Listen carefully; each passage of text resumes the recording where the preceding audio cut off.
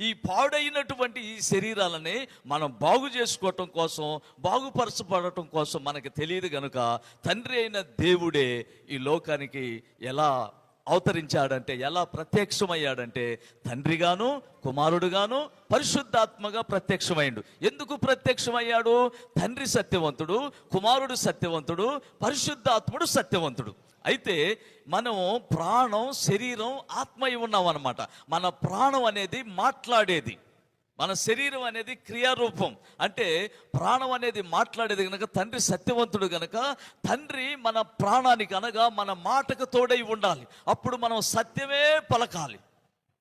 అలాగనే కుమారుడుగా ఈ లోకానికి ఎందుకు వచ్చాడంటే, ఈ శరీరంలో మనం ఉన్నాము గనక ఆయన శరీరం మందు ఏ పాపము కనపడకూడదు గనక తండ్రి అయిన దేవుడే కుమారుడిగా వచ్చి ఆయన శరీరం మందు ఏ పాపము లేకుండా సత్యవంతునిగానే ఆయన జీవించాడు.